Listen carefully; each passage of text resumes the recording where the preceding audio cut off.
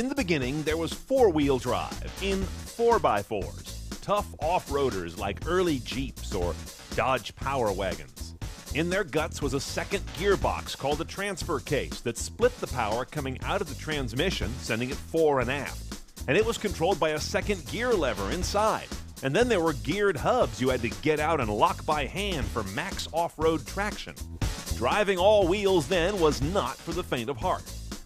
But today it's a highly sought-after feature in cars as different from a Jeep as this Jag.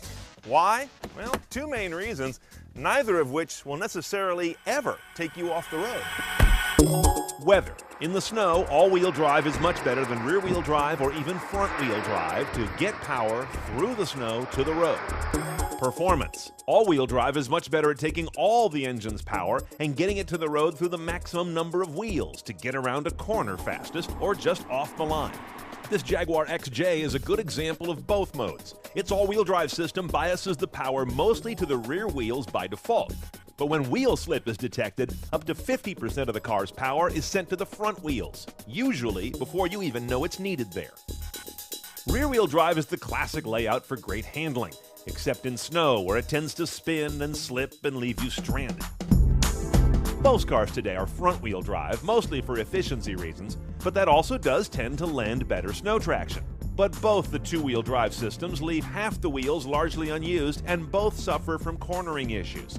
Either oversteer when the rear of the car wants to come around in a corner, or understeer when the front end sort of plows to the outside of a corner. Enter all-wheel drive. Now, you know Subaru for their obsession with all-wheel drive today, but you may not know they started all this. 1971, the Leone, the first regular car that had all-wheel drive stuck under it. For the first time, you could drive something that wasn't a truck and get out of almost any kind of trouble on the road. Then in 1980, all-wheel drive got cool with the arrival of the Audi Quattro and its eponymous all-wheel drive system. Its rally car DNA completely repositioned all-wheel drive as something you didn't just use a few days in the winter. It opened consumers' eyes that all-wheel drive is a performance thing.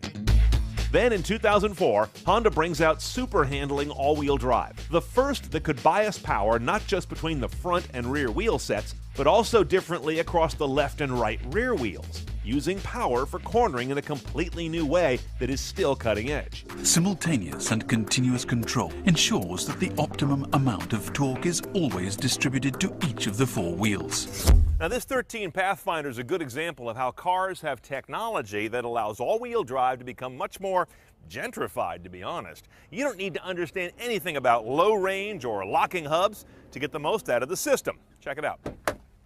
Here's what it's come to. You got a knob now that handles all-wheel drive. No more big old levers and transfer case handles. This thing defaults to auto, which is very telling. You can also roll it to two-wheel drive or put it in lock if you even know what that's for. Typically, you leave it in auto. It'll figure out the rest.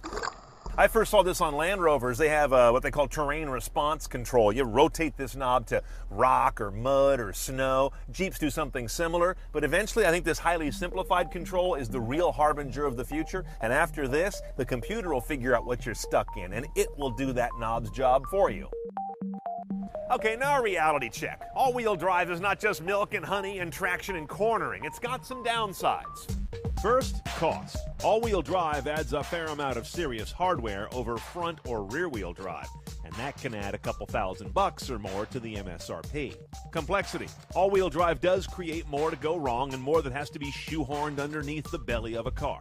Efficiency. All-wheel drive cars may give up an MPG or 3 on the highway or on city fuel economy due to both added weight as well as more hardware to be turning all the time, depending how the system's designed.